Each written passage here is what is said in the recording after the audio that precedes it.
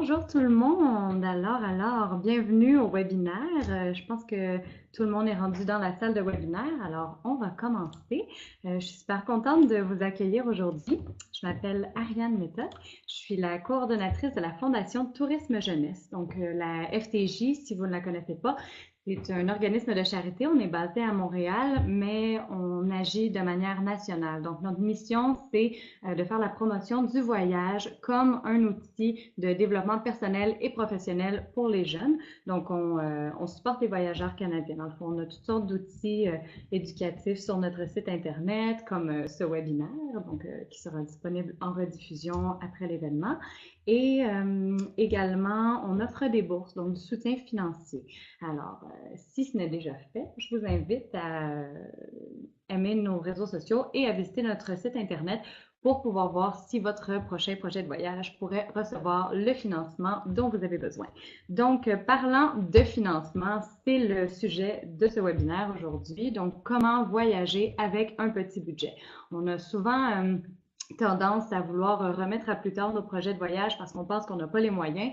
Mais le but, en fait, aujourd'hui, on veut vous démontrer que c'est possible. On a les moyens, il suffit de les prendre, de faire les bons choix, d'avoir les bons outils. Donc, on va vous donner des trucs et des astuces pour que vous puissiez ne pas remettre à plus tard et vous lancer dans l'aventure dont vous rêvez tant. Et pour ce faire, j'ai avec moi une experte en la matière. C'est une auteure, une blogueuse, une conférencière, Béatrice. Bonjour Béatrice, comment ça va? Bonjour, ça va bien et toi? Oui, ça va, merci. Parle-nous un peu de toi et de ta notoriété. Donc, j'ai commencé un blog il y a quelques années. À ce moment-là, je venais de terminer l'université, donc bien sûr, j'avais peu de moyens et j'avais quand même plusieurs passions, puis je cherchais toujours des moyens de réussir ces passions-là, donc de voyager, d'acheter local, d'acheter des beaux vêtements, de faire des choix éthiques dans ma consommation. Puis, je bloguais à ce sujet-là. Et à un moment donné, on m'a fait remarquer, ben, tu arrives quand même pas pire, peu importe ton budget. Donc, le blog est passé de parler de mes expériences à donner plus des astuces aux gens pour justement qu'ils puissent eux aussi faire le plus de choses possibles, peu importe leur budget. Ça s'est transformé au début de l'année avec maintenant un livre, Vivez mieux pour moi, qui est un livre de type journal avec des exercices pour aider les gens à réaliser leurs projets, peu importe leur budget. Donc, c'est toujours dans ce même esprit-là que je travaille toujours. Donc, sur le blog qui porte mon nom et dans mon livre. Et également, je fais plusieurs collaborations avec d'autres médias tout au long de l'année. Oui, puis tu es aussi une fan du voyage. Donc, au-delà Oui, oui, des bien étapes au sûr. quotidien, tu t'y connais en matière de voyage petit budget. Oui, je voyage le plus souvent possible. C'est une des grandes raisons pour lesquelles j'ai décidé de travailler à mon compte plutôt que de travailler en entreprise pour la liberté d'horaire que ça me laisse. Donc, ça me permet de voyager plus. Et ma destination préférée, c'est l'Australie, qui est pas une destination à premier lieu, qui est une destination abordable, mais il y a plusieurs moyens de la rendre abordable. Donc, j'essaie toujours de garder ça en tête quand je voyage, ben, parce que j'ai pas vraiment le choix. Mon budget est plutôt limité. Puisque je voyage plus, ben, je préfère limiter mon budget à chaque voyage. Mais oui, puis en fait, c'est ça qu'on va discuter durant le webinaire, mais faire des épargnes au quotidien, ça permet de voyager plus. Puis faire Absolument. des épargnes quand on voyage, ça permet de vivre mieux au quotidien. Donc, avant de se lancer dans le vif du sujet, je vais vous présenter notre modératrice pour la session, Marie-Gilles, la coordonnatrice marketing de HI Canada. Allô, Marie-Gilles? Allô? Ça va bien? Oui, ça va bien toi? Oui, donc peux-tu nous expliquer, ben en fait, avant de nous expliquer comment ça va fonctionner, peux-tu nous parler un petit peu de HI? Oui, bien sûr. Donc, HI Canada, c'est Hosteling International Canada. On est une organisation à but non lucratif qui fait partie du plus grand réseau d'auberges au monde, qui regroupe 3500 auberges dans plus de 89 pays. Et au Canada, on compte 54 de ces auberges-là entre le Pacifique et l'Atlantique. Donc, on couvre vraiment tout le pays. Et notre émission, c'est de bâtir une communauté de voyageurs conscients, partageant une plus grande compréhension à l'égard des peuples, des lieux et des cultures. Donc, c'est vraiment une belle mission. Puis aujourd'hui, moi, je vais m'occuper de monitorer donc les conversations. Si vous avez des questions qui vous viennent en tête pendant le webinaire, vous pouvez les poser dans la section chat. Donc, vous pouvez voir en bas à droite de votre écran. Donc, juste les taper et on va les adresser dans la partie questions à la fin complètement du webinaire. Et si vous nous suivez aussi sur Facebook, donc sur Facebook, vous pouvez mettre vos questions en commentaire. Ils vont aussi faire partie, donc je vais les monitorer et on va adresser tout ça à la fin. Super, merci Marie-Gilles. Donc, on y va, on se lance dans l'aventure. Alors, la première partie du webinaire, c'est avant le départ. Donc, comment faire des économies avant de partir. Alors, la première étape pour réaliser un voyage à petit budget, c'est évidemment de calculer son budget, donc d'établir un budget pour le projet. Dis-moi, Béatrice, comment est-ce qu'on fait pour déterminer le montant qui est nécessaire pour réaliser son projet de voyage? Donc, je sais que c'est comme la façon la plus un petit peu plate de commencer, de dire pour voyager, il faut budgéter, mais il faut rendre ça le plus agréable possible parce qu'il faut se garder en tête que sans ce budget-là, ben, on va peut-être revenir avec des dettes. Puis l'objectif, c'est de voyager avec l'argent qu'on a réellement. Donc, c'est super important comme étape, même si ça vous fait peur.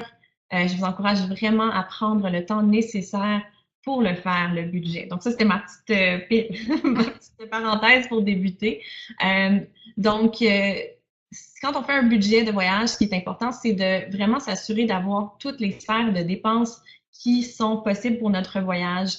C'est facile d'aller avec les grandes lignes, mais pour avoir une bonne idée, il faut vraiment penser autant au transport qu'aux activités, qu'à la nourriture, qu'aux dépenses pré-voyage aussi. Là, donc, s'il faut acheter des vêtements techniques pour le voyage, s'il faut remplacer notre valise avant le départ, s'il faut acheter un cadenas, des petites choses comme ça peut s'accumuler très, très rapidement. Donc, j'en fais une brève mention, on va en parler plus tard. Moi, j'ai bâti un outil pour créer un budget de voyage qui a toutes ces sphères de dépenses-là, justement, pour éviter d'en oublier. Ce qui est très important aussi, c'est de prévoir un montant pour les imprévus. Les imprévus, c'est des choses comme un ticket de vitesse quand on a quand on fait une location de voiture. Moi, j'en ai eu un ticket de vitesse en Australie qui a coûté 500 $ parce que là-bas, les tickets de vitesse sont très, très chers. Donc, ça fait très mal si on n'a pas budgété pour. Donc, ça, c'est important aussi quand on a mis nos dépenses qu'on sait qu'on va faire, d'ajouter un petit montant à la fin. Puis, ben, le budget, ça va toujours dépendre de la destination. Donc, vous allez sur le web avec les blogs maintenant. Il y a plein de gens, j'en fais partie, qui partagent leur budget de voyage en ligne. Donc, ça permet de déterminer si vous allez dans tel pays, à peu près, ça devrait ressembler à quoi. Puis, si vous voyez que la personne, elle dépense moins ou plus, ben, vous pouvez ajuster selon votre niveau de confort, le type d'activité que vous voulez faire. Puis, si vous voyagez à plusieurs, il y a des apps vraiment chouettes comme TryCount ou Splitwise qui permettent de voir combien ça va coûter si vous dépensez. Vous faites une dépense pour le groupe, puis vous avez après ça partagé les dépenses entre amis. Donc, ça, c'est des petits trucs à garder, des applications à avoir sur son cellulaire qui vont pouvoir vous aider à avoir un budget réaliste. Super. Est-ce que tu as des trucs pour nous aider à épargner en prévision d'un budget, donc d'un budget de voyage? Donc, avant de partir, c'est là que le voyage commence et il faut épargner avant. Le truc que je vous donnerais, le principal, c'est de commencer à épargner, même si vous n'avez pas un plan de voyage vraiment déterminé déjà. Juste avoir le petit coussin, ça va faire que si vous voyez une aubaine, si vous voyez un billet d'avion vraiment pas cher, si vous avez une opportunité de voyager, mais si vous avez déjà ce petit coussin d'épargne-là, ça va vraiment faire une très, très grande différence et ça va vous permettre de voyager plus rapidement. Donc, j'ai 3 trucs principaux pour épargner pour le voyage. Le premier, c'est d'utiliser de l'argent comptant dans la vie de tous les jours et de se donner un budget en argent comptant pour ses dépenses courantes. En quoi ça a lien avec le voyage? C'est en fait que quand vous vous dites cette semaine, pour mes dépenses courantes, je me donne un budget de 100 $. Je dis 100 $ parce que c'est facile, là. Le budget peut être différent selon chaque personne. Et à la fin de la semaine, bien, finalement, j'en ai dépensé que 80 $. Donc, il me reste physiquement un 20 $ dans mes mains. Je prends ce 20 $-là et je le mets de côté. C'est mon budget d'épargne voyage. Donc, ça nous permet de respecter notre budget qu'on s'est donné. Donc, moi, j'avais mon 100 $ par semaine, je ne l'ai pas dépassé, puis même, ben, j'ai de l'argent que je peux mettre de côté pour mon voyage.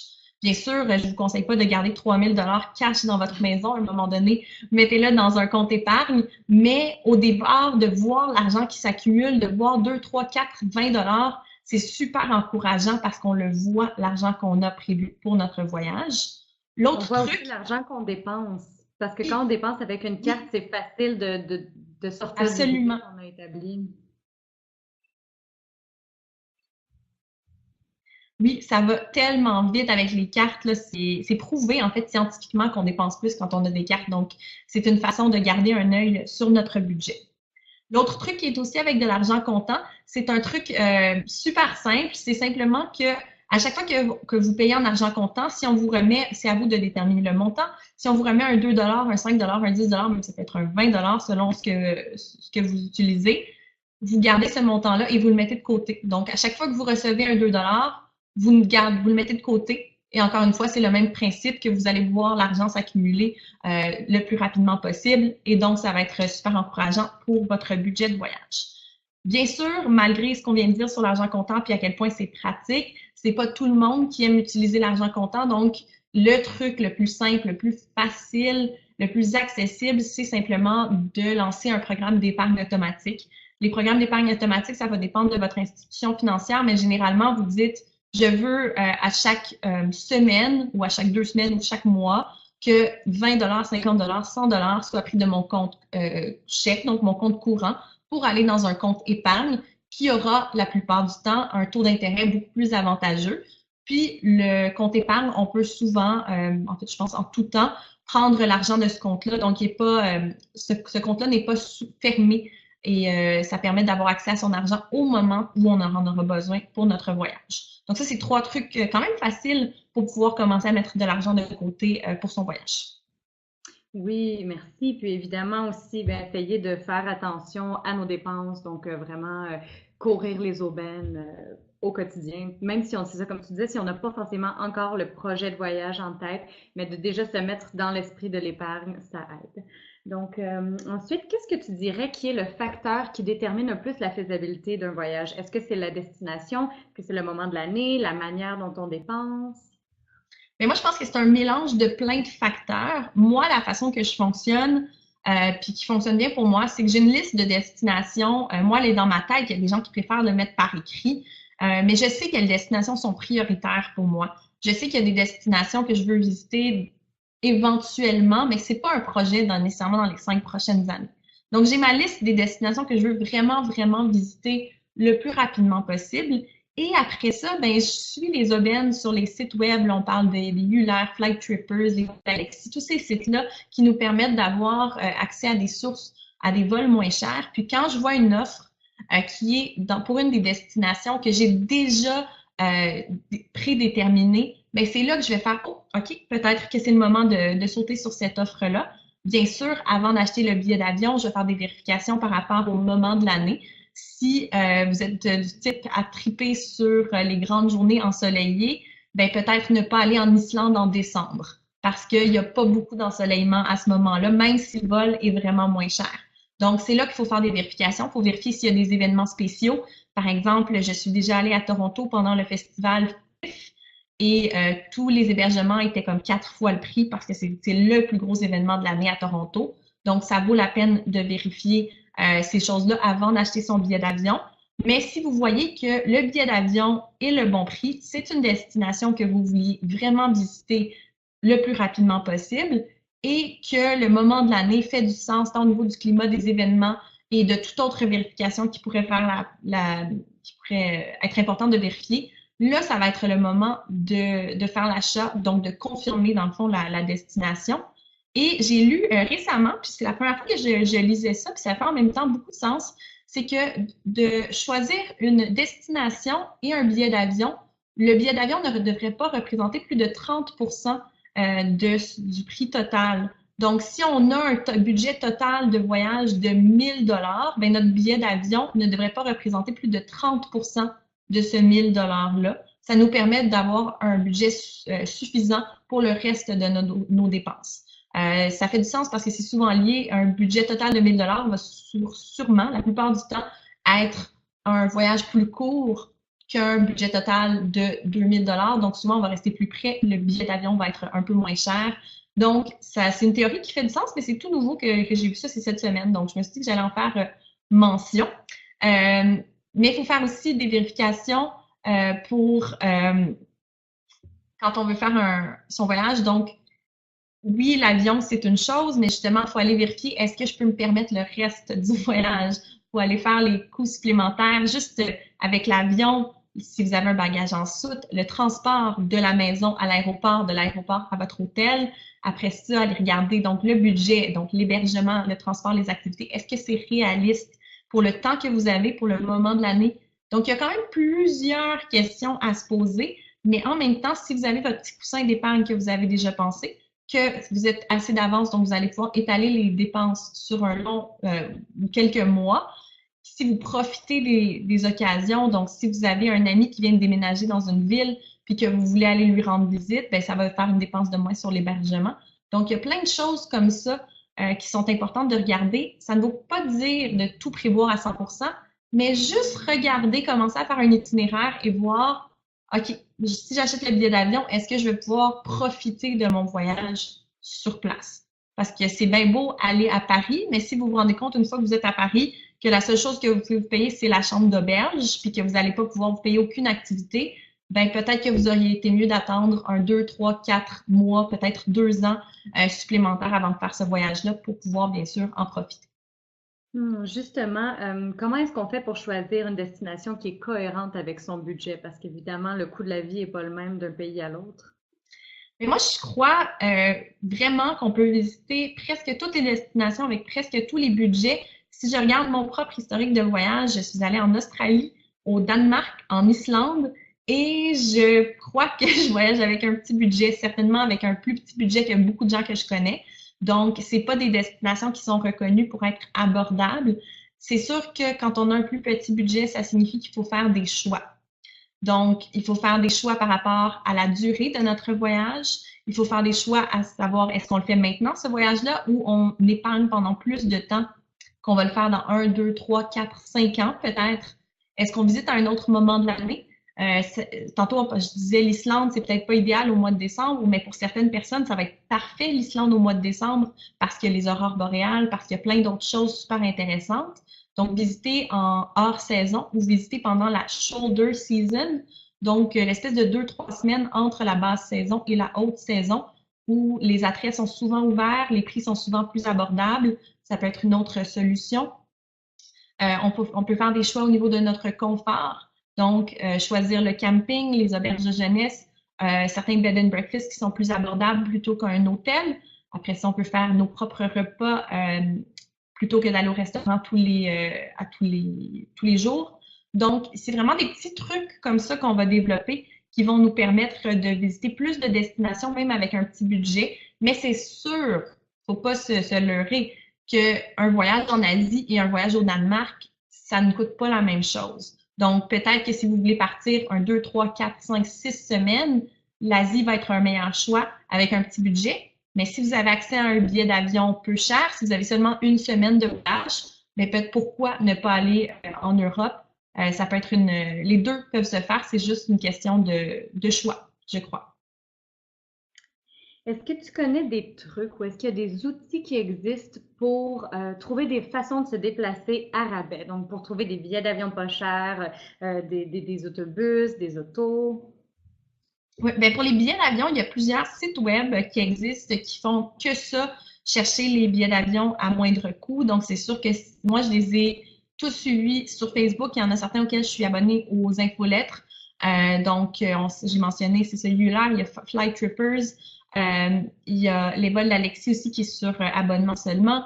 Il y en a plein comme ça qui existent. Il y a aussi, bien sûr, on peut regarder, faire des vérifications avec Hopper pour voir si c'est le bon moment pour acheter son billet d'avion. Donc, Hopper est un service qui nous dit le billet le moins cher que vous allez trouver environ pour Paris. Si vous voulez voyager le 6 février, c'est 750 $. Donc, si vous voyez un billet à 750 $, achetez-le. Donc, c'est ce que ce service-là fait.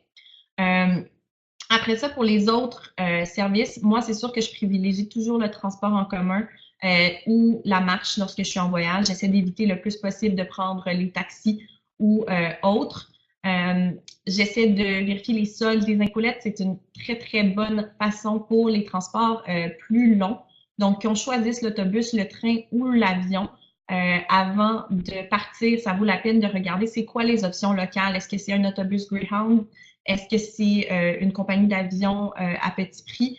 Donc, on s'abonne aux infolettres, puis souvent, on va recevoir les offres spéciales. Donc, on va être informé de tous les prix pour pouvoir mieux s'enligner.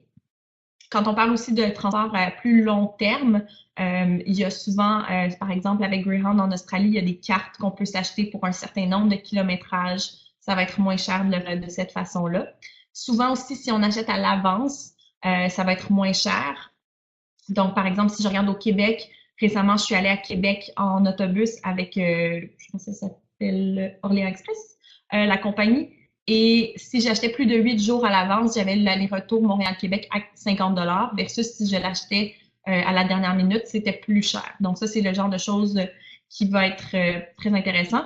Et on est avec Hosteling International. Moi, j'ai la carte de membre de Hosteling International et ça me donne des rabais sur plusieurs options de transport, sur la location de voitures et les autobus Greyhound dans certains pays, si je me rappelle bien, que j'ai définitivement déjà utilisé pour me permettre de réduire les coûts si je voyais que j'avais pas accès à d'autres rabais qui seraient plus intéressants. Oui, puis des fois, il y a d'autres types de cartes aussi qui permettent d'avoir des rabais. Donc, des fois, une carte de crédit, on ne sait pas, mais il y a des avantages à avoir cette carte de crédit-là. Donc, par exemple, des rabais sur la location de voiture, sur l'assurance auto, ou si vous êtes membre CA, des fois, ils ont des partenariats avec des gens dans d'autres pays, d'autres compagnies. Donc, ça vaut la peine d'investiguer vraiment toutes les ressources qu'on possède. Puis un autre petit détail, en fait, si on peut se le permettre de faire preuve de flexibilité au niveau des dates, c'est toujours, ça paye toujours à long terme parce que parfois, si on est capable de réserver à l'avance, mais d'être flexible au niveau de nos dates de vacances, on n'a pas des dates vraiment préétablies, à ce moment-là, des fois, ça permet de trouver des super aubaines. Absolument. Donc, avant de passer à la prochaine portion, est-ce que tu as quelque chose à rajouter sur les épargnes avant de partir? Non, je pense qu'on a quand même fait le tour. C'est vraiment juste de rappeler à tout le monde que même si c'est pas le sujet le plus excitant, on a tellement plus hâte de parler du voyage, mais on va tellement plus apprécier notre voyage si on a l'argent pour le faire, ce voyage-là. Donc, cette partie-là, il faut qu'on la rende le plus excitante, le plus facile possible pour plus profiter de notre voyage par la suite. Oui, c'est vrai. Puis moi, de toute façon, en ce qui me concerne, je trouve que ça fait partie du voyage. Pour moi, le voyage commence au moment où je prends la décision de commencer à planifier. Donc, c'est pas le moment où j'atterris. Toute cette portion-là de préparation, de recherche, pour moi, ça fait partie du plaisir de voyager. Absolument. Donc, maintenant, on passe à la deuxième section du webinaire, une fois sur place. Donc, comment est-ce qu'on peut épargner une fois qu'on est à destination? Alors, ma première question, bien ouvertement, qu'est-ce qui permet d'épargner quand on est sur place? Bien, j'en ai parlé un petit peu tout à l'heure. C'est vraiment nos choix qui vont faire une grande différence sur notre budget de voyage. Si on a choisi un pays qui est peu cher, mais on va peut-être pouvoir se prendre une chambre dans un hôtel plus luxueux, puis ça va pas faire tant d'effet que ça sur notre budget. Mais si on voyage dans un pays qui coûte plus cher, ben c'est là qu'on va pouvoir faire une grande différence pour épargner si on choisit un hôtel moins cher, une auberge de jeunesse ou du camping, etc. Encore une fois, regarder pour réserver le plus d'avance possible peut faire une différence. Et ça veut dire juste faire un espèce d'itinéraire type. Ça veut pas dire tout prévoir à la minute près, mais juste regarder. Puis là, vous allez peut-être remarquer, ah, ben le mardi, ce musée-là, il est gratuit. Donc, si je vais visiter ce musée-là le mardi, ça va me permettre d'économiser 20 $. Puis après ça, ben 20 $, ça finit par s'accumuler, puis ça peut monter assez rapidement. J'ai mentionné la carte Hosteling International, tu as mentionné la carte CA, les cartes de crédit. Il faut regarder les cartes auxquelles on a accès, les associations auxquelles on a accès, puis de voir qu'est-ce que ça peut nous offrir comme rabais sur place. La location de voiture, c'est un excellent exemple parce que presque tout le monde a accès d'une façon ou d'une autre à un rabais pour une location de voiture. Donc, ça vaut la peine de regarder comment on peut y avoir accès. Si on veut aussi aller dans les restaurants plus huppés, on peut y aller le midi plutôt que le soir. Donc, vérifier est-ce qu'on a besoin de faire une réservation ou on peut juste y aller. Est-ce qu'on devrait prendre une carte de touriste? Donc, les cartes qui permettent, dans le fond, pour un certain montant, d'avoir accès à plusieurs attraits touristiques les plus populaires. Est-ce que ça nous permettrait d'épargner si on a l'intention de tous les visiter? Donc, sur tous ces petits détails-là, ça va faire une très grande différence à la fin. Si on peut regarder aussi, je parlais là, des cartes, mais j'ai oublié de mentionner le transport en commun. Est-ce que je suis mieux de prendre le transport à l'unité ou encore de me prendre une carte pour la journée, la semaine, selon la durée du voyage? Donc, tous ces petits détails-là, c'est ça qui va faire une très, très grande différence à la fin du voyage parce que ça paraît peut-être moins sur le coût des 5, 10, 20 dollars d'épargne, mais à la fin, ben, c'est peut-être un 100, 200, 300 dollars qui va avoir été épargné de cette façon-là. Puis, ça fait partie du processus de planification. Donc, la plupart des choses, on peut l'avoir fait d'avance en très, très peu de temps. Puis, une fois sur place, ben, c'est juste de confirmer, ah oui, OK, c'est bon, j'avais le choix entre mardi ou mercredi pour telle activité. Puisque c'est moins cher le mardi, je vais y aller le mardi. Ou d'avoir des petites réflexions comme ça au quotidien. Oui, puis également ne pas avoir peur de discuter avec les gens. Donc, si vous restez dans une auberge, par exemple, et que vous avez accès à d'autres voyageurs, ça aide à trouver les bons plans. Donc, eux, ils peuvent vous dire, ah oui, moi, je suis allée à tel endroit, c'était super pas cher telle journée, ou ah, j'ai rencontré un guide, puis lui, il charge moins cher que les autres. Donc, de poser des questions, d'entrer en contact avec les gens sur place. Aussi, si vous avez la chance de faire appel à un réseau de contacts, ça vaut la peine avant de partir de faire une petite publication dans vos médias sociaux, de demander à votre entourage, est-ce que je connais quelqu'un ou est-ce que quelqu'un connaît quelqu'un dans cette destination-là? Par exemple, ah, je m'en vais au Guatemala pour 2 semaines, est-ce que quelqu'un connaît quelqu'un au Guatemala? Et peut-être vous ne savez pas que vous avez l'ami d'un ami qui réside là et cette personne-là, peut-être qu'elle peut vous héberger. Si vous n'êtes pas à l'aise de vous faire héberger, bien peut-être à ce moment-là qu'elle peut simplement, vous pouvez entrer en contact pour avoir des trucs. Une personne qui vit sur place, c'est la personne la mieux placée pour vous donner vraiment les meilleurs plans. Donc, les endroits où c'est pas cher, les villes où aller, les villes à éviter. Donc, n'hésitez pas à demander de l'aide. Donc, parlant de ville à aller ou de ville à pas aller, est-ce qu'il y a des attrape-nigo, donc des pièges à touristes à éviter si on veut éviter les dépenses inutiles? Mais je pense que ça dépend vraiment du pays, de la destination. Donc, ça vaut la peine de faire des recherches avant le départ via Google, via les blogs, d'essayer de voir attrape-nigo, tel pays, telle destination, ou c'est quoi je veux pas dire criminalité parce que c'est pas nécessairement de la criminalité, mais c'est comment on peut se faire prendre en tant que touriste, de faire des petites recherches avant le départ.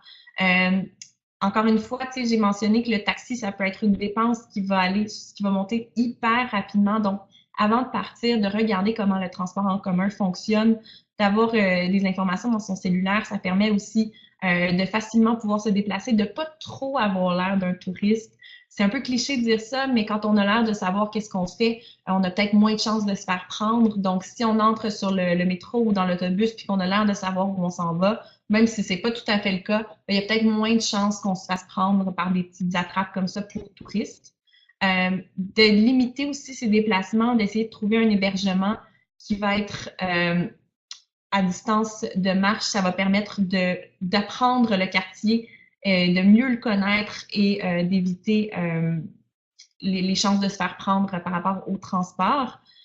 Puis, je sais pas si on pourrait appeler ça un attrape-nigo, mais souvent, quand on n'a pas assez fait de recherche, quand on sait pas trop comment, qu'est-ce qu'on prévoit visiter, ben souvent, mettons, on se ramasse sur l'heure du dîner, on a faim, on sait pas trop quoi faire, on voit un McDo, on va y aller parce qu'on sait que ça va être de la nourriture, on sait à peu près ça ressemble à quoi, on voit un Starbucks. Ces chaînes-là, ben, ça finit par nous coûter énormément d'argent, puis de l'argent, ben, ces chaînes-là, c'est pas les meilleures qui existent sur la planète et on y a accès à domicile. Donc, de vérifier auprès des locaux, auprès des gens que vous allez avoir rencontrés, où est-ce qu'on devrait aller manger, vérifier si c'est ouvert d'avance. Donc, c'est comme je dis, je sais pas si c'est un attrape-nigo, mais d'éviter ces chaînes-là auxquelles on a accès à la maison. Ça peut nous permettre de profiter encore plus pleinement de son voyage puis de découvrir plus d'endroits locaux.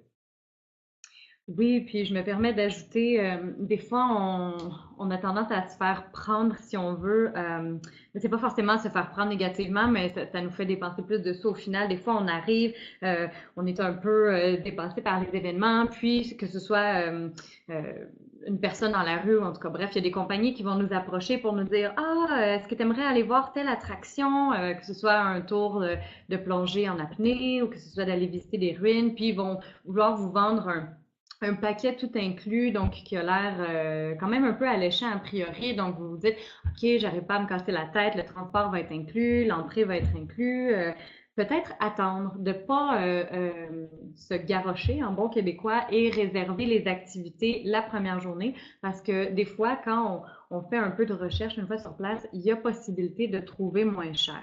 Donc, peut-être que la première compagnie que vous allez rencontrer qui va vous offrir un forfait, c'est pas forcément celle qui va être la moins chère. À vos yeux de touristes, peut-être que le prix va être pas cher, mais peut-être qu'il y a encore mieux ailleurs en recherchant un peu plus.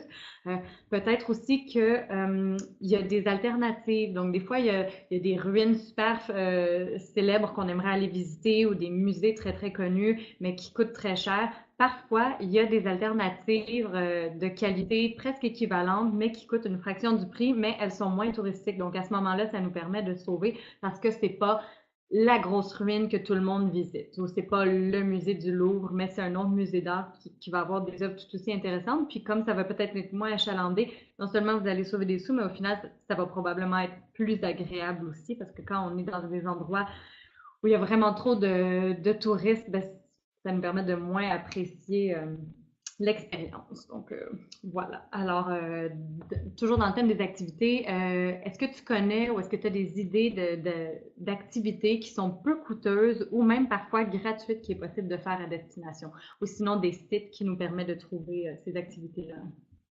Il y a plusieurs activités qu'on peut faire gratuitement lorsqu'on est en voyage. Moi, mes préférées, je suis une personne de plage, donc bien sûr, les plages, c'est pas mal toujours un accès gratuit. J'aime aussi aller pique-niquer dans un parc. Souvent, il y a des jardins botaniques ou des trucs comme ça qui ont un accès gratuit ou très peu cher. Donc, on fait deux en un, on épargne sur notre nourriture en faisant un lunch, puis on va profiter du lieu en faire un petit pique-nique. Il y a aussi plusieurs villes qui offrent des tours guidés à pied.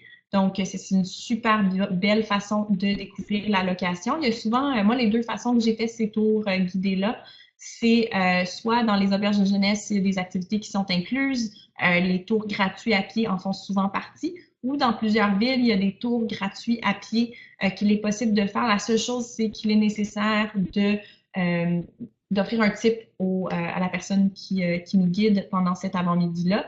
Mais ça, c'est deux façons super chouettes de découvrir une ville.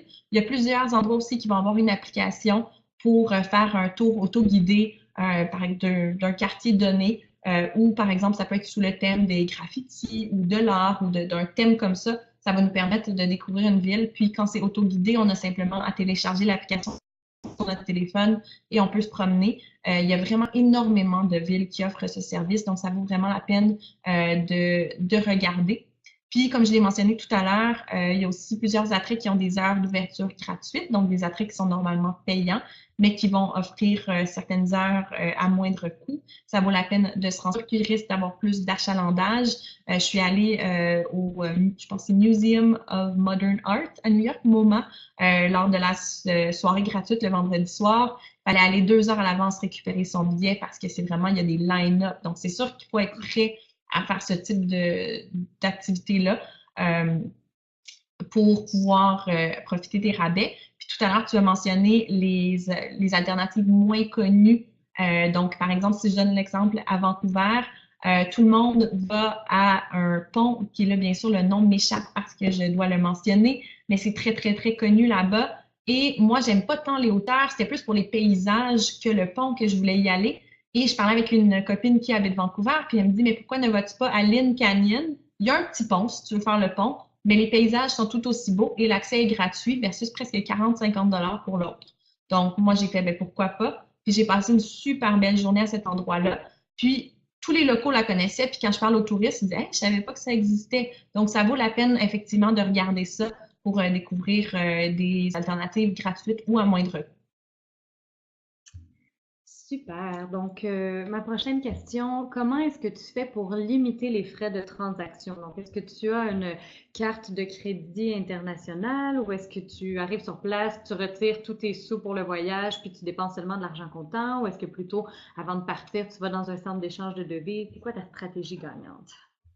Moi, j'ai une carte de crédit qui a des frais de transaction, mais elle a d'autres avantages pour les voyageurs qui font que j'avais fait le calcul puis j'avais déterminé que c'était la carte la plus gagnante pour mon utilisation. Donc, moi, j'ai la Odyssey Or de Desjardins qui donne accès à des assurances voyage, location et location de voiture qui sont inclus dans le frais annuel. J'ai calculé que c'était quand même avantageux, vu mon utilisation, de payer ces frais-là. Puis bien sûr, il y a les remises en argent avec les boni points, mais ça, plusieurs cartes en offrent d'une façon ou d'une autre. Si j'ai regardé, selon mes recherches, là, c'est sûr que je vous dis ça sous toute réserve.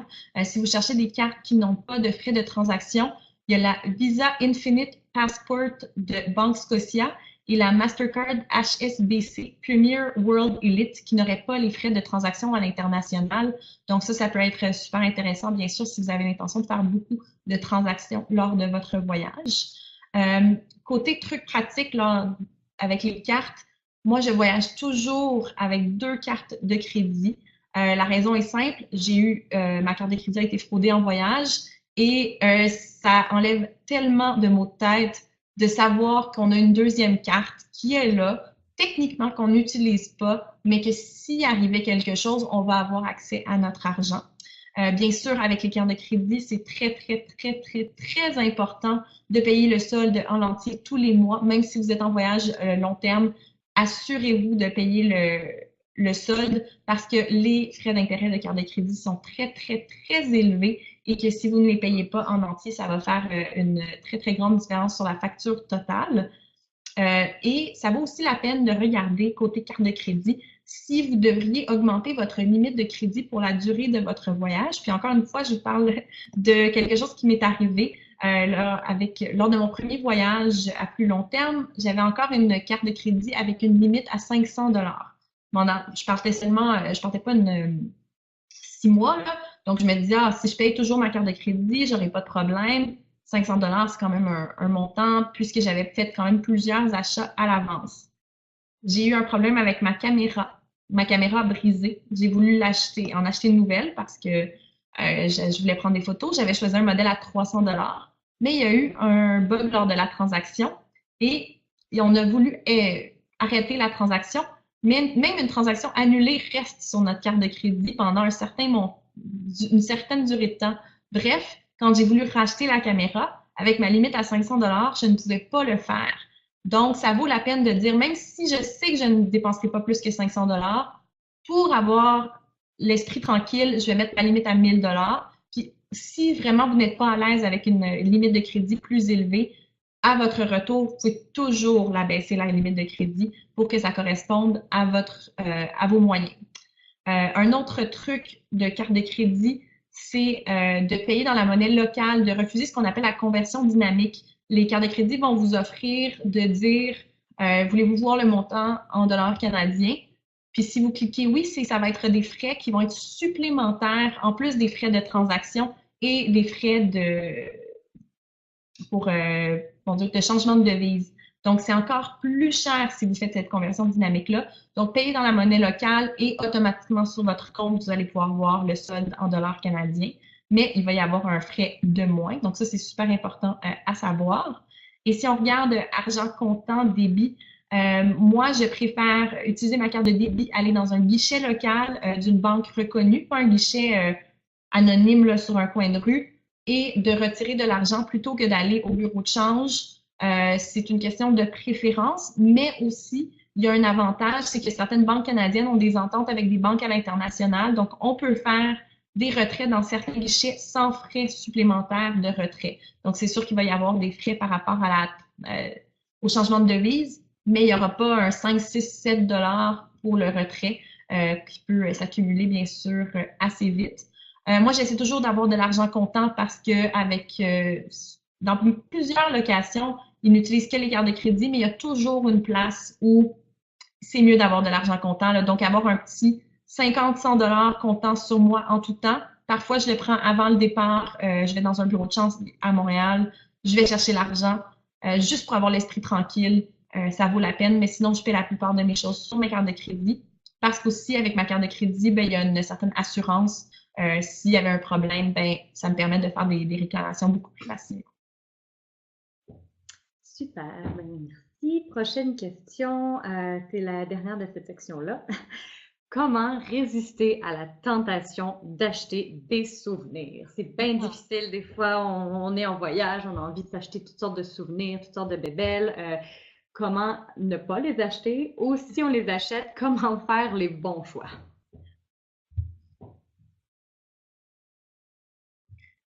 Moi, je dois dire, je suis une acheteuse de souvenirs. J'aime les souvenirs. En fait, je reviens de la plupart de mes voyages avec une tortue. C'est un petit truc que j'ai commencé sans même m'en rendre compte quand j'étais adolescente, que je voyageais, j'achetais des tortues. Donc maintenant, c'est ça que j'achète. C'est comme un système que je me suis fait. Donc ça peut être une chose. Donc vous achetez toujours un aimant, vous achetez toujours un t-shirt, toujours acheter la même chose. Comme ça, c'est plus facile de dire non aux tentations des autres choses. C'est sûr que ça reste du matériel, donc si vous préférez ne pas en avoir, c'est bien sûr encore mieux pour votre budget. L'autre truc que j'ai trouvé, c'est de Chris Guillebeau, qui est un Américain qui a un blog sur les modes de vie non conventionnels, puis qui voyage énormément. Là, il a fait le tour du monde par le passé. Et il a parlé de la règle du 10 $. Donc, si on a vraiment une envie là, en voyage de faire certaines dépenses et qu'on essaie de se demander c'est une bonne dépense, c'est une bonne mauvaise dépense, c'est de se dire est-ce que c'est 10 $ ou moins? Si c'est 10 $ ou moins, est-ce que ça va m'apporter un bonheur immédiat? Donc là, on n'est pas dans le à long terme, là, vraiment dans l'immédiat. Si la réponse est oui, accordons-nous ce plaisir. Donc, je vais m'acheter cette petite belle-là parce que c'est vraiment sur le moment, ça va me faire plaisir. C'est sûr qu'il ne faut pas faire ça 6 fois par jour parce que ça peut finir par s'accumuler encore une fois. Mais si on fait ça 1, 2, 3 fois dans son voyage, ben c'est pas un très, très grand montant. Puis ça va nous avoir permis d'avoir un petit plaisir supplémentaire qui est quand même agréable. Oui, puis j'ajouterais, si vous voulez acheter quelque chose, que ce soit pour vous, que ce soit pour un membre de la famille, essayez d'aller dans les petits marchés, donc d'aller voir les artisans locaux, non seulement pour encourager l'économie locale, mais si vous attendez à l'aéroport, c'est sûr que les prix vont être complètement exubérants. Donc, les boutiques souvenirs d'aéroport, c'est la pire chose.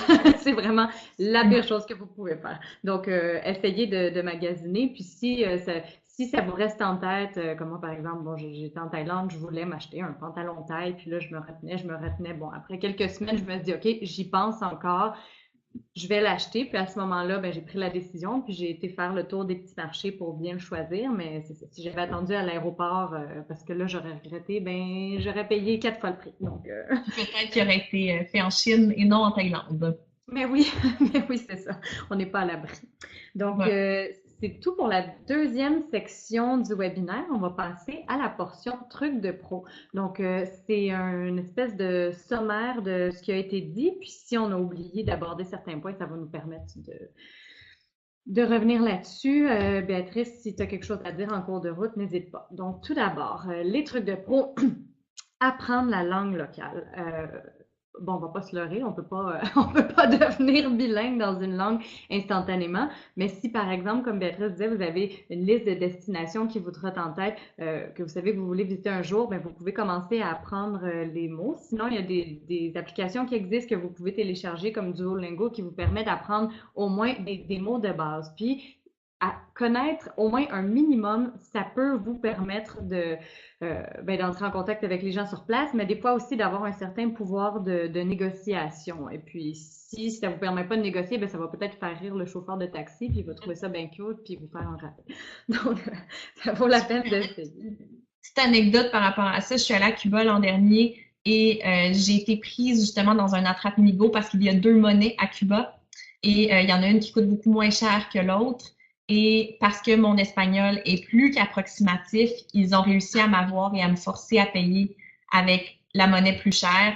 Puis, je savais que je me faisais avoir, mais je n'étais pas capable de négocier avec eux. Donc, si j'avais eu un meilleur espagnol, j'aurais pu à ce moment-là m'en sortir d'une façon, avoir ce 10 de plus dans mes poches aujourd'hui.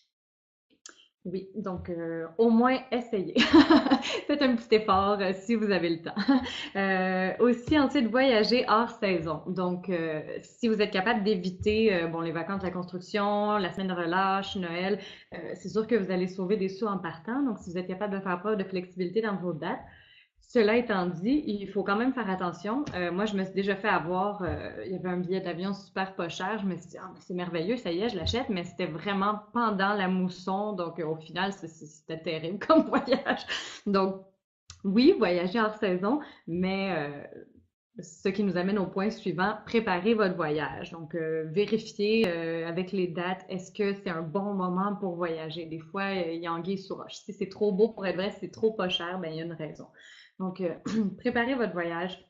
On a la chance de vivre dans une ère numérique où l'information est partout. Utilisez-la. Il y a plein de blogs, les destinations elles-mêmes ont souvent un site réservé aux touristes pour vous donner des trucs. Donc, n'hésitez pas à poser des questions, à joindre des groupes Facebook, à lire. Renseignez-vous au maximum, puis vous pouvez être que gagnant. Ensuite, utiliser la navigation privée. Donc, ça, c'est un petit truc quand vous êtes en recherche de billets d'avion. Donc, utiliser la navigation privée et vider le cache parce que les sites Internet enregistrent des petits témoins qu'on appelle les cookies. Puis, ça, en fait, ça leur permet de voir le prix que vous avez vu pour un billet d'avion, par exemple.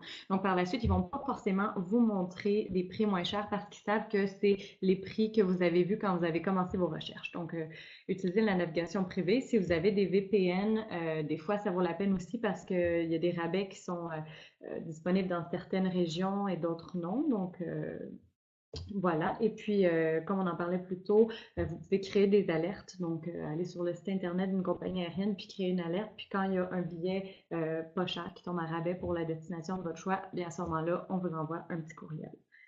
Cherchez des contacts. Donc, on en a parlé aussi plus tôt. Parlez-en à votre entourage, parlez-en dans les médias sociaux. Si vous avez un contact sur place, ça peut faire toute la différence en termes de connaître les bons plans et de sauver en hébergement. Ensuite, se procurer une carte de rabais. Donc, on en a parlé. Il y a la carte pour les étudiants internationaux. Donc, si vous êtes aux études, vous pouvez avoir la carte physique et ça vous donne des rabais partout. Si vous n'êtes pas un étudiant, mais il y a les cartes touristiques, il y a les cartes comme les cartes de membre comme la carte HI, CA. Donc, vérifiez s'il y a des cartes possibles. Évitez les pièges à touristes, on en a parlé aussi. Donc, faites vos recherches pour voir s'il y a des activités alternatives. Courir les spéciaux. Donc, sortez la gratteuse ou le gratteux en vous, puis courir les spéciaux. Donc, justement, regardez s'il y a des journées gratuites dans les musées, aller prendre un verre dans les happy hours au lieu d'y aller dans le moment où c'est plus cher en soirée, aller au restaurant le midi. Donc, il y a toutes sortes de spéciaux qui existent. Pourquoi ne pas les utiliser? Cuisiner ses repas ou manger la nourriture de rue. Donc, il y en a qui ont un peu peur parfois de la nourriture de rue. Je peux juste parler pour mon expérience personnelle. J'ai pas un super système digestif. J'ai vraiment souvent été malade en vacances. Mais ma pire fois à vie, c'était dans un 5 étoiles à Cuba. Donc, on sait jamais. On sait jamais. On n'est jamais à l'abri. En Asie, en Amérique latine, j'ai mangé de la nourriture de rue, puis ça a bien été. Donc, moi, je vous dirais, c'est un risque à prendre, puis c'est super pas cher. Après, ça dépend où vous êtes. En Europe, la nourriture de rue est pas forcément moins chère. Donc, à ce moment-là, peut-être ça vaut la peine plutôt d'aller dans une auberge ou si vous louez un Airbnb, donc un endroit où il y a une cuisine, de vous cuisiner vos propres repas.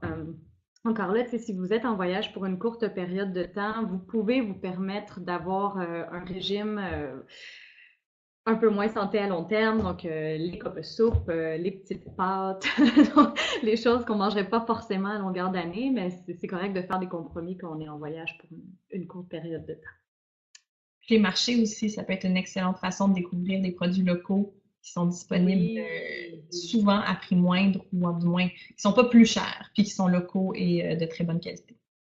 Oui, oui, les petits marchés d'artisans et de fermiers. Et voilà, la dernière diapositive de trucs de pro, courir les spéciaux. Bon, je venais de le dire, finalement, je l'ai mis 2 fois. Donc, 2 fois plus de raisons de courir les spéciaux. Faire du bénévolat, ça, on n'en a pas parlé. Moi, j'ai beaucoup fait du bénévolat en voyageant. Donc, c'est sûr, si vous êtes en voyage pour seulement une semaine, c'est plus difficile. Si vous partez un peu plus longtemps, des fois, ça vaut la peine de trouver des possibilités de bénévolat. Donc, il y a les choses comme le placement au pair, donc où vous êtes engagé comme nourrice, donc pour aller garder les enfants. À ce moment-là, votre hébergement est fourni, vous êtes nourri. Il y a ce qu'on appelle le WOFIN aussi, donc World Wild Opportunities on Organic Farms. Ça, j'en ai beaucoup fait aussi, donc aller faire du bénévolat dans des fermes bio. Si vous n'avez pas peur de mettre la main à la pâte, donc c'est super intéressant. Vous rencontrez des fermiers, vous rencontrez des gens locaux. Ça vous permet vraiment de vous immerger dans la culture locale, puis vous sauvez sur l'hébergement, vous sauvez sur la nourriture, vous vous rendez utile. Si vous êtes à plus court terme, vous pouvez aussi faire du bénévolat dans des événements. Ça, c'est possible si vous partez pour juste une semaine ou deux, puis qu'il y a un festival, par exemple, auquel vous voulez vraiment participer. Vous pouvez vous renseigner. Des fois, en faisant un certain nombre d'heures de bénévolat, vous pouvez avoir l'entrée pour le festival gratuitement. Donc, c'est des choses que j'ai fait aussi. Donc, des fois, c'est gratuit, des fois, il y a un rabais, des fois, vous avez accès à un campement pour les bénévoles. Donc, si c'est quelque chose qui vous parle, renseignez-vous sur les opportunités de bénévolat à l'étranger. Utilisez le transport en commun ou marcher. Le transport en commun, c'est pas cher. C'est sûr que des fois, c'est tentant quand on est dans un pays où il fait super chaud de prendre la petite minivan avec l'air climatisé, mais le transport en commun, ben, c'est authentique. Donc, oui, ça va prendre plus de temps. Oui, des fois, ça va puer, puis il va y avoir plein de gens, mais en même temps, ça permet vraiment de prendre le pouls de la vie locale, puis de faire partie du quotidien des gens. Puis si c'est plus long, ben, vous voyez plus de paysages. Puis marcher, évidemment, là, on fait d'une pierre deux coups. Si vous marchez, non seulement vous appréciez le paysage, mais vous vous déplacez et vous restez en forme. Donc, la marche, c'est vraiment gagnant. Puis, il y a de plus en plus de possibilités aussi de louer des vélos. Donc, ça, c'est aussi une bonne alternative. Des fois, si on veut couvrir du terrain, mais qu'on n'a pas forcément envie de marcher. Donc, l'équivalent un peu des Bixi, ça existe ailleurs aussi. Camper, dormir dans les auberges ou chez l'habitant. Donc, camper, c'est vraiment pas pour tout le monde. Si vous êtes seul, c'est peut-être pas la meilleure idée. Si vous n'avez pas l'équipement, c'est sûr que c'est pas une bonne idée. Mais si c'est quelque chose de possible, renseignez-vous sur les endroits où c'est possible de camper. Allez pas simplement piquer votre tente quelque part, c'est très à risque. Mais camper, c'est souvent pas cher. Les auberges jeunesse, évidemment, on prêche pour notre paroisse, mais les auberges jeunesse, c'est souvent des alternatives qui sont super économiques. Puis dormir chez l'habitant. Donc, il y a des trucs comme couchsurfing. C'est pas tout le monde qui est à l'aise avec ce concept-là, mais c'est une alternative aussi. Ou si vous avez fait appel à votre réseau de contacts et que vous avez une cousine éloignée dans un pays, ben, ça peut vous permettre justement de faire des économies à ce niveau-là. Donc, maintenant, je redonne la parole à Béatrice qui va nous parler de son outil pour faire un budget de voyage. Oui, ben j'en avais glissé un petit mot en début de webinaire. Faire un budget de voyage, c'est pas l'activité la plus excitante au monde, mais c'est vraiment essentiel. Puis, pour s'assurer de ne pas oublier de catégories de dépenses, j'ai créé un outil pour faire un budget de voyage qui est sur Excel. Je l'offre sur ma boutique pour 4 $. Donc, c'est simplement toutes les dépenses auxquelles on pouvait penser et on en a vraiment, on a vraiment vérifié là, qu'on avait pas mal fait le tour. Vous entrez le montant, ensuite vous entrez le multiplicateur, donc le nombre de nuits, le nombre de jours, le nombre d'occasions. Et ensuite, vous pouvez aussi indiquer si vous devez diviser la dépense par plus d'une personne. Donc, si c'est à diviser par 2, 3, 4, 6 personnes. Et au final, ça vous donne le montant total que vous aurez à payer. Donc, ça permet de préparer son budget de voyage à l'avance. Ça permet aussi d'ajouter ce montant pour les imprévus dont on avait parlé. Et ça permet aussi de voir, selon le temps que vous avez prévu d'ici votre voyage, combien vous devriez épargner par semaine.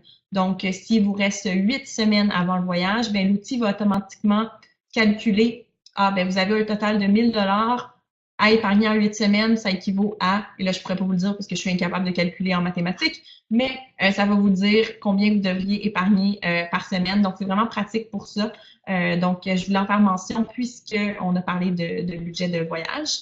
Puis, je crois que c'est le prochain sujet auquel on allait apporter. C'est aussi un autre outil que j'ai qui peut peut-être vous intéresser. C'est que j'ai écrit un livre qui s'appelle Vivez mieux pour moins, qui est bâti sur le fait de vous aider à réaliser les projets que vous avez, peu importe votre budget. Donc, c'est un livre de type journal avec des exercices et un voyage, c'est un parfait projet pour ce livre-là. Ça vous aide à faire un budget dans la vie de tous les jours, donc un budget concret qui va vous permettre d'épargner assez d'argent pour réaliser vos projets, dont un voyage. Puis je parle de voyage, d'astuces voyage à l'intérieur, puisque pour moi, c'est très important. Super, merci Béatrice. Alors, j'ai ramené Marie-Gilles avant qu'on se quitte. Donc, sur la diapositive à l'écran, vous pouvez voir les liens vers le site Internet de Béatrice, le site Internet de HI Canada et le site de la FTJ. Donc, un petit rappel qu'on offre des bourses pour les voyageurs. Donc, si vous avez un projet de voyage, ça vaut la peine d'aller vérifier. Vous pourriez avoir jusqu'à 1500 $ en bourse pour vous aider à financer votre projet. Marie-Gilles, dis-moi, est-ce qu'il y avait des questions, soit dans les réseaux sociaux, ou est-ce que toi, tu avais des questions ou quelque chose à ajouter par rapport à la présentation? Oui, donc sur Facebook, on n'a pas reçu une question, mais c'était un petit ajout à ce qui a été discuté lorsqu'on était sur le sujet de l'achat de souvenirs. Donc, il y a quelqu'un qui a dit que aussi acheter un souvenir, ça peut être une bonne façon d'encourager la population locale. Donc, ça me fait entre autres penser aux artisans, aux petites choses faites à la main. Ça peut être une belle façon, je trouvais. Donc, c'est un bel ajout. Et de mon côté, j'avais une question. Donc, on parle beaucoup du prix pour essayer d'économiser. Je me demandais, dans les pays où c'est la coutume de négocier, comment savoir bien négocier le prix des choses? Donc, pour pas comme se faire avoir, mais sans non plus prendre avantage peut-être de l'économie plus basse. Une excellente question. Moi, j'ai pas beaucoup voyagé dans les pays où on négocie. Je dirais que si c'est possible d'avoir accès à un local, donc on a beaucoup parlé de travailler son réseau de contacts, c'est vraiment une des meilleures façons de s'assurer de ne pas se faire prendre, de ne pas surpayer, parce que ces gens-là vont savoir c'est quoi le vrai niveau. Mais je pense qu'en faisant des recherches, on peut quand même avoir une bonne idée des techniques aussi de négociation. C'est quoi les mots-clés qu'il faut employer pour être pris au sérieux en tant que touriste, mais pas non plus trop avoir l'air d'un touriste. Et évidemment, moi, je suis une femme blanche aux yeux bleus. Si je vais au Maroc, ils vont savoir que je ne viens pas de là et ils vont négocier avec moi comme si j'étais une touriste parce que c'est évident, peu importe ce que je fais. Donc, je pense qu'il faut être conscient de ça aussi, puis simplement se renseigner sur les coutumes locales, puis le faire avec respect aussi. Oui, parce qu'en fait, il y a deux choses. Il y a des endroits où il faut négocier. Donc, c'est irrespectueux de ne pas négocier. Donc, j'étais en Afrique de l'Ouest et quand on me disait un prix, pour moi, ça allait. Je me disais, bon, avec le taux de change, la conversion, en fait, je trouvais que c'était un prix super raisonnable, mais les gens s'indignaient parce que pour eux, ça faisait partie du commerce. Donc, il fallait négocier. Alors là, quand je disais, OK, parfait, mais non, il faut négocier. Ah! Donc, renseignez-vous vraiment, puis parlez avec les gens. Donc, si les employés à votre auberge, ce sont des gens de la place, bien, demandez-leur, ils vont vous aider à avoir des bonnes techniques de négociation. Puis, c'est ça, il ne faut pas tomber dans l'autre extrême non plus. Oui, c'est sûr, on est en voyage, on veut faire des économies, mais après, faut pas tomber dans l'abus non plus, là. Des fois, on en voit des gens que c'est évident qu'ils ont quand même un peu de sous par rapport à la population locale, puis qui se fâchent parce qu'ils veulent épargner 25 sous. Donc, bon, après, tu sais, si vous n'arrivez pas à négocier, mais que c'est une question de quelques dollars, ben, c'est pas la fin du monde, hein. Dites-vous qui va bénéficier le plus de cette transaction-là. Donc, c'est une super bonne question. Merci, Margée. Est-ce que tu avais d'autres choses? On vient d'en recevoir une ici sur le chat du webinaire. Donc, tu as dit, le taux de change en Europe est cher. Devrais-je acheter de l'argent en comptant à l'avance? Et comment savoir le meilleur taux? Pour savoir le meilleur taux, il y a le site de la Banque du Canada qui offre un outil en ligne que moi j'ai dans mes favoris pour toujours y avoir accès pour voir le taux de change actuel, le taux de change de la semaine précédente et le taux de change projeté. Donc ça permet justement de voir est-ce que c'est un bon moment pour acheter de l'argent comptant? Est-ce que c'est un bon moment pour faire des achats dans une monnaie étrangère? C'est sûr que si vous voyez que soudainement l'euro prend une petite drop, coûte moins cher, ça vaut la peine d'aller chercher de l'argent comptant dans un bureau de change si vous savez que vous allez l'utiliser dans la prochaine année, par exemple. Dans les bureaux de change aussi, ça dépend du bureau de change, le taux. Donc, magasinez votre bureau de change pour avoir le meilleur taux possible. Mais oui, ça peut valoir la peine si vous voyez que ça n'arrête pas de monter puis vous avez prévu y aller dans 6 mois, ben peut-être que peut vouloir la peine d'aller chercher un 100, 200 dollars juste pour au moins avoir ça un taux plus avantageux.